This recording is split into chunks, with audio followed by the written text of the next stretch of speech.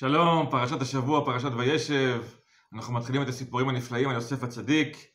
הפרשה שלנו עוסקת ביוסף שנמצא לעת עתה בחושך, הוא גם נזרק לבור, יורד למצרים, נכנס לבית המאסר, אבל בסופו של דבר, שבוע הבא אנחנו נראה, הוא יוצא לאור גדול מאוד, מחושך לאור גדול, וזה כמובן גם העניין של חנוכה.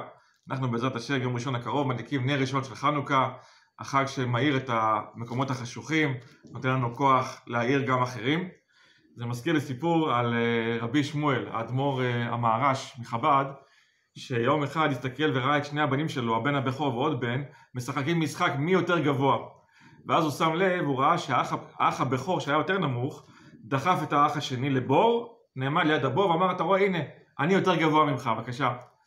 אז האבא, רבי שמואל, קרא לאח הבכור ואמר לו, תראה, כשאתה רוצה להגביה את עצמך, אל תנמיך אחרים, אל תוריד מישהו אחר, פשוט תגביה את עצמך, תעלה על כיסא או על סולם. וזה מסר מאוד גדול גם עבורנו, כדי להגביה את עצמנו, אנחנו לא צריכים להנמיך מישהו אחר, לא צריך להשפיל מישהו אחר כדי לקבל יותר כבוד, לא צריך לדרוך על הזולת כדי להגביה את עצמך, או להגיד משהו לא טוב על המתחרה בעסקים כדי להגביה את עצמך, פשוט תגביה את עצמך בלי להוריד מישהו אחר.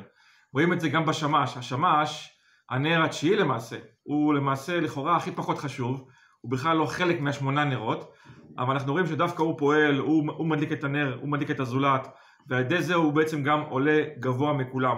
על ידי זה שהוא מדליק את הנרות ומאיר, הוא גם זוכה להיות מוגבע מכולם. איך עושים את זה? איך מדליקים את כולם ובאיזה אופן? באופן של הולך ומוסיף, מוסיף והולך. אנחנו מתחילים עם נר ראשון, לאחר מכן נר שני, נר שלישי, אנחנו כל הזמן מגבירים את העוצמה של האור, זה יהיה רצון שנזכה גם להתמלא באור, גם להאיר אחרים, וגם באופן של הולך ומוסיף, מוסיף והולך, שנזכה להתמיד בזה, נזכה להתמלא באור ולהאיר אחרים. שבת שלום וחנוכה שמח.